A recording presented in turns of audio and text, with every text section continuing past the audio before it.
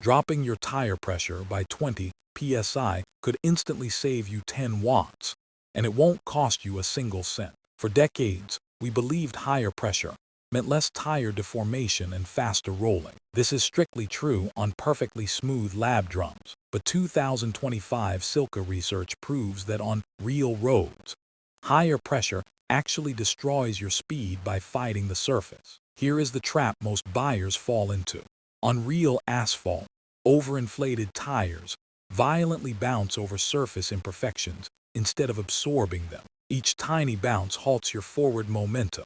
We call this impedance loss. Every vertical micro bounce forces you to literally lift your entire bike and body weight up. That takes serious energy.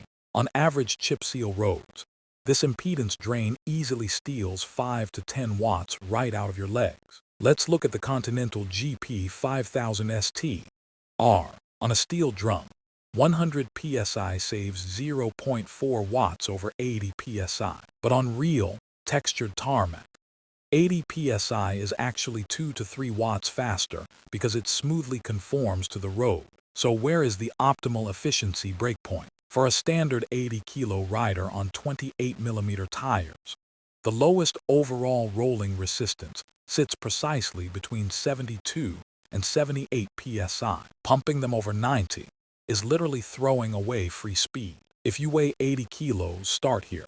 25mm tires need 90 PSI. 28mm tires drop to 75. 32mm tires drop to 60. And because your rear wheel carries 60% of your total mass, always run the rear about 5 PSI higher. Now there is an important exception.